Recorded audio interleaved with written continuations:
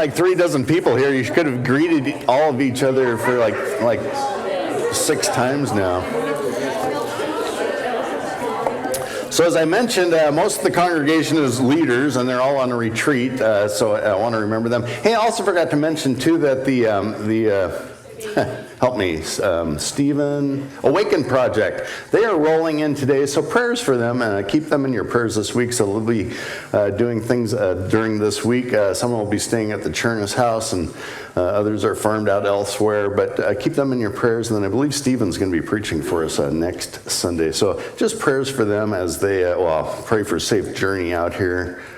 They'll be hitting the passes today. It looked like maybe a little snow level was coming down today, but hopefully not much. But keep them in your prayers this week. Continue to keep Sandy and Peter in your prayers as they are, I think they're away. I sent something to the media team, and I got a response from Peter. And anyway, so then we had this long dialogue, and he was sending me pictures. And anyway, it was fun to chat. I was trying to give him his space and not bother him, but apparently I bothered him anyway.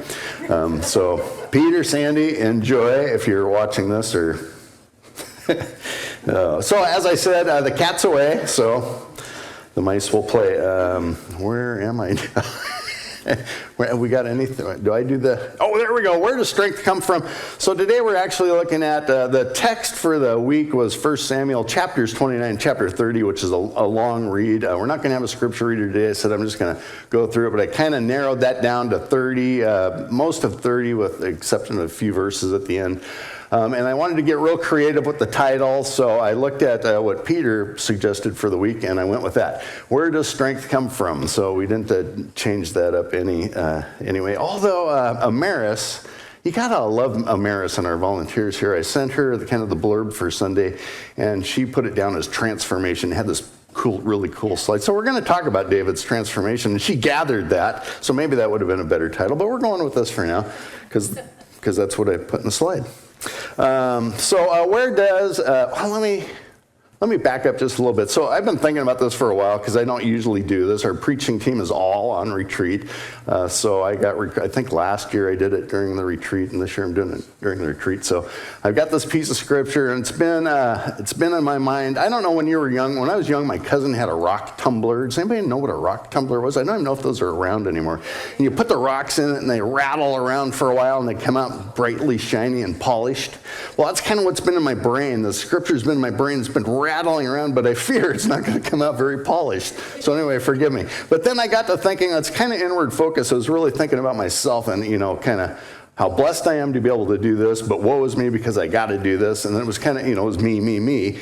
And I got to thinking, and there's so many people here right now that got the rock tumbler going on in their head. We got the call team that's just busy. We got everybody on the retreat that's busy. There's a lot going on. There's a lot of rocks tumbling around. And it's only by God's grace that they're going to come out shiny and polished and be just something fantastic. So I just wanted to throw that out to you, and then we'll see where I'm going from here. So where does strength come from? The answer is really very, very simple, and it goes back to my Sunday school days. It's Jesus. It's the Sunday school answer. It's Jesus. And it always is that simple. My pad didn't change when the screen changed. And it's always been that simple. I grew up in the church, so I went to Sunday school on Sundays, and it was a congregational church up until I was about 7 or 8 years old. And I loved my Sunday school teacher, and you think about who's with the Sunday school. Eileen's with the Sunday school. Amanda, the other Amanda, which is Mandy for the kids. Travis. They all got just this heart for kids, this heart for Christ. And the kids sensed that. And that's what I remember in Sunday school. And the answer was always Jesus. And I remember I was only there till I was 7 or 8 because we had a congregational meeting and the elders of the church, and this was getting heated. And I'm there as a 7 or 8 year old. And I'm thinking, man, you guys should go to my Sunday school class and learn about Jesus, right? And then at some point, my grandma raised her hand because it was 3 generations that went to this church. My grandma raised her hand, said something, and one of the elders snapped at her, and apparently that was our cue to leave and never come back. So, and I'm just thinking, man, if these people just knew about Jesus, well, obviously they did, but as what happens in our life is as we grow older, there's more things that creep in. Part of it is just our culture where we think we have to earn things, because that's how we're brought up. We got to earn it if we want it. And with Jesus, that's not how it is. Jesus is there for all of us. We have just what binds us down with everyday stuff going on, all the noise of the world. It just binds us, and we forget that it's just Jesus, and we think that Jesus is not there for us because we haven't earned it or we haven't met what we need to be doing to come to Jesus. But it doesn't take that. It's just the answer is just simple. It's just Jesus. And 4 things I want to hit this morning.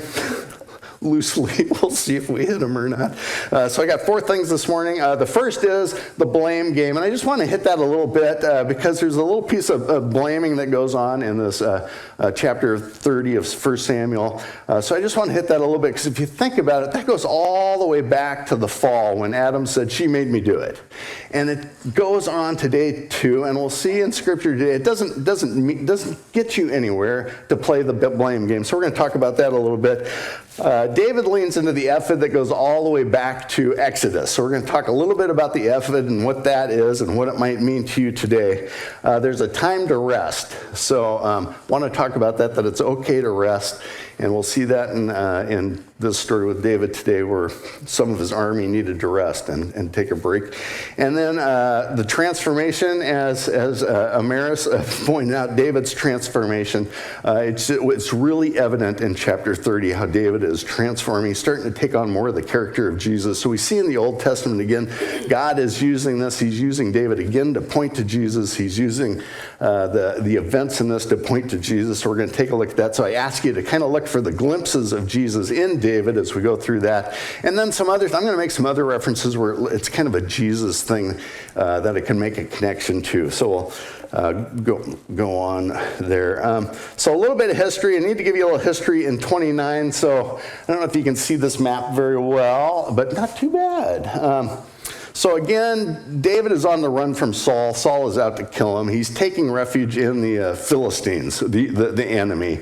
So he's hanging out with the Philistines. He's been there about a year, 4 months is what we hear here. And he's been given the area of Ziklag, and it's in Philistine territory. It was King Achish of Gath that gave David this, and he's pretty much protected there. And during the time that he's there with 600 men that had followed him with their families. They got flocks, the whole community, but they're also doing raids around there, doing the raid thing, because that's apparently what you did in the Old Testament. And then in 29, the Philistines are all amassing all their armies and all their commanders, and they're going to go after Saul. They're going to be done with Saul once and for all. They're going to kill Saul. And King Achish invites David to join them. So he marches, him and his 600 men, and all of their gear, their armor, supplies that they're going to need. He marches up to Aphek, which I think you can see that, yeah. He marches up to Aphek. It's about a 3-day journey, 50 to 75 miles, depending on what you read.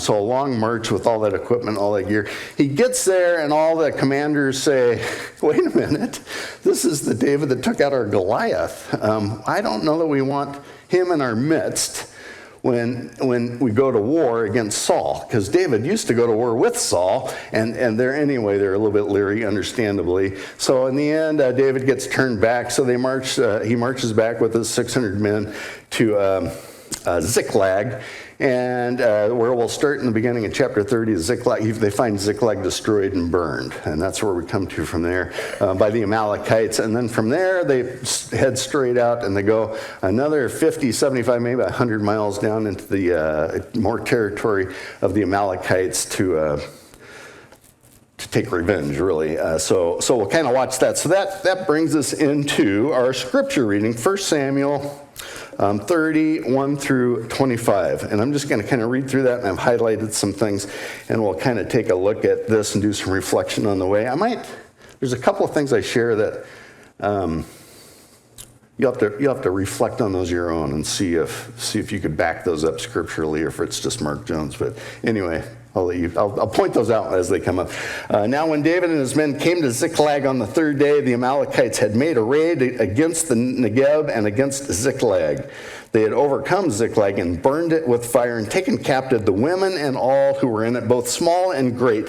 They killed no one, but carried them off and went on their way. Now, when they got there, this is from the author's point of view, from the time that this was written. Now, when the army got there, all they know is it's burned to the ground and there's nothing there. They don't know what's happened to their families or what their flocks are. They've had their experience of conquering other towns and communities around them, and they know what they did, and it was pretty ruthless. So you can imagine what's going on in their minds after they've marched 6 days and 100 or so miles. When David and his men came to the city, they found it burned with fire and their wives and sons and daughters taken captive. Then David and the people who were with him raised their voices and wept until they had no more strength to weep. So again, all this travel that they've done, and they've wept. I mean, can you imagine? That is the low of all lows. Wept till they have no more strength to weep. They're totally exhausted. They're at their end of the ropes. David's 2 wives also had been taken captive, and Ahinoam of Jezreel and Abigail, the widow of Nabal of Carmel. We heard about Abigail just last week.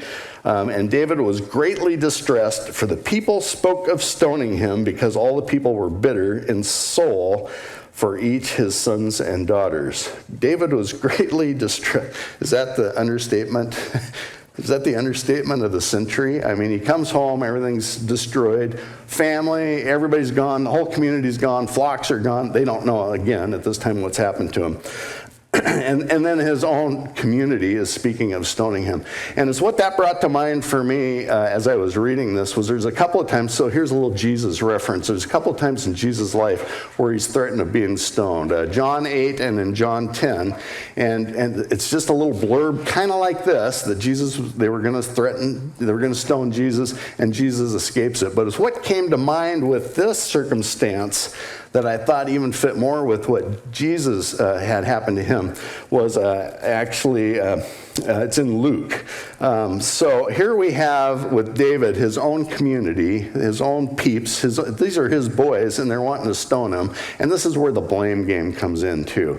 Why is it? I don't know why it is in our lives and our brokenness we need to blame somebody.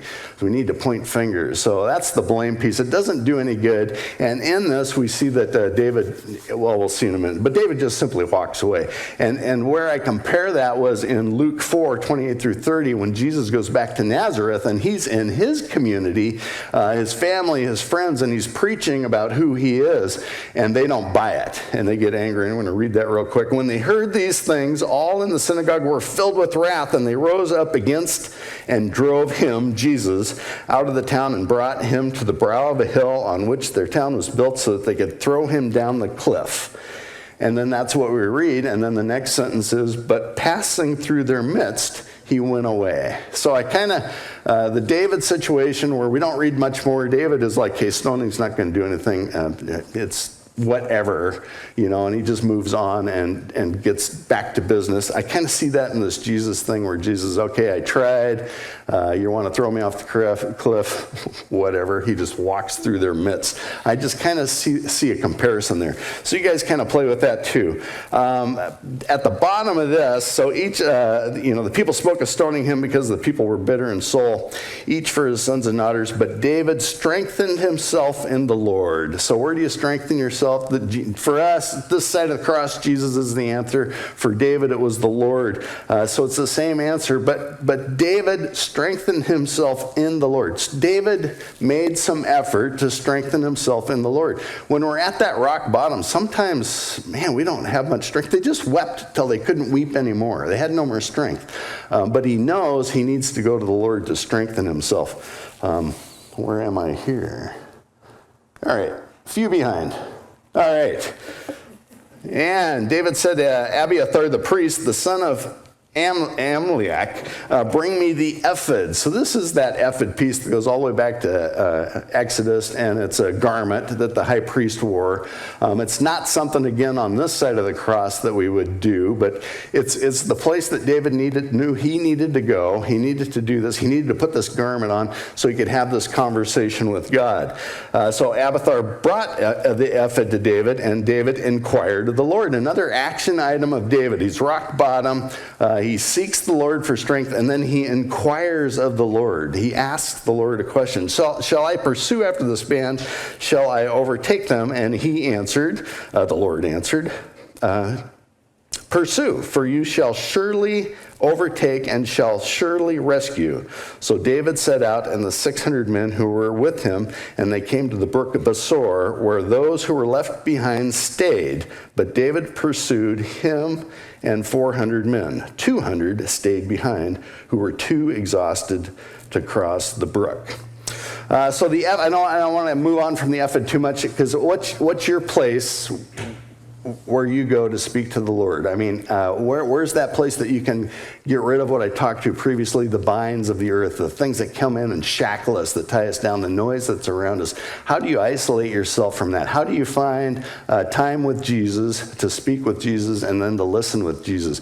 What is it that you do? And I have to admit, I don't know that I have a routine. Peter in the past is talking about going out into his woods, and Peter's kind of got a routine. Peter's got his morning routine to just get his mindset right. Had a pastor in the past, many of you, Pastor Schroeder, who talked about in the shower, his morning routine was to take a shower, and in the shower, as he's in the water, and there's no noise around him, just the water running over him, and you just remember his baptism, get his mindset right for the day. So what is it in your life? Name that in your life. What is it? And then I want to talk about the 200 that were left behind. They have physical limits. We're human. They couldn't go on anymore. So they're at the brook of Besor, which during this season is a large body of water. So they've marched, 3 days up, 3 days down. They're probably a couple more days down to the brook. They've just found their families gone, Ziklag destroyed. Yeah, they're exhausted. They have physical limits. So 200 of them stay behind, and as we'll read later, David doesn't. It's okay. It's okay. And it's okay for us too when we need to rest. So I want you to take a look at that a little bit. Am I there yet? 200 at the brook of Besor. Okay, good spot. They found an Egyptian in the open country and brought him to David. Here's a little bit of transformation here, because they're tired, they're angry. This is a little switch, I would say, from the characteristics of David and his armies.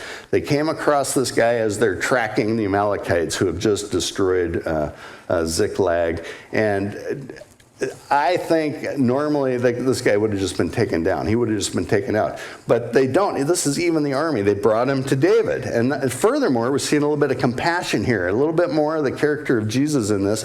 And they gave him bread and he ate. They gave him water and he drank. And then they even gave him a piece of cake. He got cake. This guy that they figured could come, it was a cake of figs, but he got cake and 2 clusters of raisins. And when he had eaten, his spirit revived, for he had not eaten bread or drunk water for 3 days and 3 nights. And David said to him, to whom do you belong, and where are you from? And here's where the shoe drops. He said, I am a young man from Egypt, servant to an Amalekite. And my master left me behind because I fell sick 3 days ago. We had made a raid against the Negeb of the Cherethites, and against that which belongs to Judah, and against the Negeb and Caleb, and we burned Ziklag with fire. Now, if the old David, if he hadn't have already taken him out, I think the sword would have come out and this guy would be gone at this point. But no, David says to him, will you take me down to this band? And he answered, swear to me by God, with a capital G, I just want to talk about that for a minute too, that you will not kill me or deliver me into the hands of my master, and I will take you down to this band. I think that when the Egyptian is referring to God, and the translators of this used a capital G, they're really careful about where they use big G's and little g's when they're translating this. That whoever was there and the author of this thought that this Egyptian had a knowledge of who God was, the God of Israel. And I just think it's interesting, and much like Abigail too last week, when she comes to the feet of David and brings all the goods to David, and the fig cakes again and the bread and everything, and falls at his feet and asks that David not attack. She has this intimate knowledge of God and who God is. So I already see the path being paved, that God, the knowledge of God, is going beyond the Israelites, and it's going out and starting to get out into the world. The path is being paved for the time when Jesus Christ comes and he reveals, no, salvation is for everybody. It's across the board for everybody. So, is this where I am? All right, move on up. Then when the Egyptian had taken him down, behold, they were spread abroad all over the land, the Amalekites, eating and drinking and dancing because of all the great spoil they had taken from the land of the Philistines and from the land of Judah. And David struck them down from twilight until the evening of the next day, and not a man of them escaped except 400 young men who mounted camels and fled. Now, why are these 400 men mentioned that fled? Now remember, David is there. He had 600, 200 stayed by the brook. 400 came with him, so except 400 young men. So he gives you the picture that there was a lot more than 400 in the Amalekite army. So again, the numbers, the differential in the numbers between David's army and the Amalekites that he took, because only 400 got away. David only has 400, so how big was this army? Was it thousands or what? But it gives you a picture of that. So, and in that, it's only by God, it's only by God's grace and God in it that the Amalekites could be taken by David and David's men. David recovered all that what the Amalekites had taken, and David rescued his 2 wives. That's important to mention, I guess. Nothing was missing, whether great or small, sons, daughters, spoil, or anything that had been taken. David brought back all. David also captured all the flocks and the herds, and the people drove the livestock before him and said, "This is David's spoil." So now this gets kind of interesting. We're going to talk about, let's just move on in the reading here. Then David came to the 200 men who had been too exhausted to follow David and who had been left at the brook of Besor.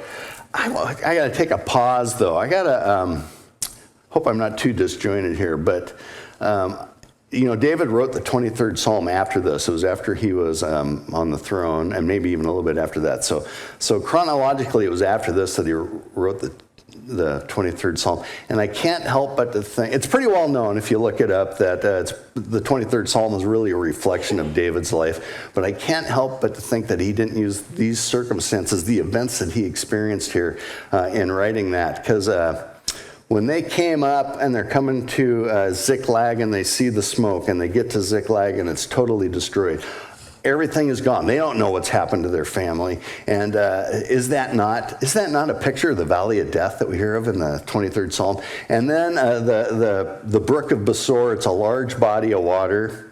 I got to assume it's still water, at that season. And then Besor, the valley of Besor, is also known for its green pastures, for its flocks. So I just see what you think, and that's where this is a Mark Jones thing, but it's like, it just seems like, how could he write the 23rd Psalm and not remember these events that came on, and if some of that didn't translate into that psalm?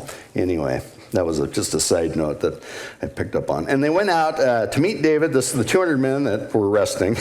They went out to meet David and to meet the people who were with him. And when David came near to the people, he greeted them. Then this language, and different versions have even harsher language, but in this version, then all the wicked and worthless fellows among the men who had gone with David said, because they did not go with us, we will not give them any of the spoil that we have recovered, except that each man may lead away his wife and children and depart. This is kind of like the elders in that church that I was in when I was a little kid. They kind of forget that Jesus is for everybody. Well, it's God, but the spoils here. So we see a little bit of Jesus in this here, the spoils.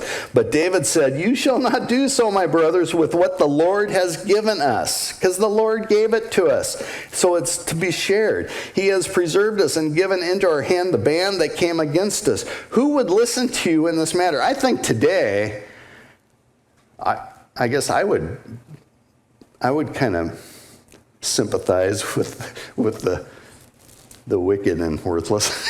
Because it's like they didn't deserve it. We went to battle. We fought from twilight till the end of the next day. We captured all of this. And they were back here by the brook, by the still waters in the pasture. So, but unfortunately, though, when I say I might fall into that camp, that puts me in the camp of the wicked and the worthless. So anyway, a little time for self-reflection there. Anyway, so they say, except that each man may lead away his wife and his children. And David said, you shall not do this, my brothers. The Lord has what the Lord has given us. He has preserved us again and given us our hand in this band against us. Who would listen to you in this matter? As his share is who goes down into battle. You got to read this one like 3 times too. For as his share is who goes down into the battle, so shall the share be who stays by the baggage. Sounds like equal shares to me. That puts me back into the wicked and worthless with how my mind works. Oh, and they shall share alike. And he made it a statute and a rule for Israel from that day forward to this day. Now, obviously, this day is, at the time that it was written. But I would argue that Jesus came and he taught the same thing. That he taught that what Jesus came for, and that with Jesus dying on the cross and dying for all of us, it was for everybody. It was for everybody an equal share, no matter how much you earn it, or because we don't deserve it, right? That's where we get hung up. We think we deserve it or we've earned it. It's not. It's for it's that Sunday school answer. It's Jesus. You just got to know it's Jesus and put your faith in that. Yeah, there's works that will occur, but it's not works to get favor with Jesus. It's works as a result of knowing Jesus, of having your relationship with Jesus, of finding that effort. Where do I go and have this heart-to-heart conversation with Jesus Christ, my Lord? It's from that the works will come. They will be there. If the works aren't there, then there's something wrong in the connection, in your relationship, in your communication. But it's all Jesus. It's just simple. It's that Sunday school answer. So, application. We are at the end here. Avoid the blame game. That doesn't do any good for anybody. So if somebody's throwing stones at you, especially if you're in a marriage relationship, it just doesn't pay for me to throw stones at Beth. And I can only speak from the man's perspective in that relationship. If she throws stones at me, I probably deserve to have stones thrown at me, and I just better grovel and apologize. But just try to avoid that whole thing. Anywhere else in your life, just walk on. Do like Jesus. Be David. Take on the character of Jesus and just walk through the crowds. If they're not going to listen to you, if they're going to throw stones, it's time to move on. What's your effort? Again, where do you go? What's your anchor? What's your space? What's your routine? What creates an environment for you that you can listen to Jesus and you can hear what Jesus has to say? Hear what he's got to say. And we see with David, he goes to him, he seeks out the Lord, and then he asks a question. He inquires of the Lord. So there's some action there on your part, and then where do you go to find that so that you're in that space that you can hear Jesus speak to you? It's okay to rest. Again, we are physical human beings. We have limitations. It is okay to rest. Stop by that brook. Enjoy the green pastures. Take a break. Get re-strengthened. In that, maybe find your effort. Pray to God and get your strength.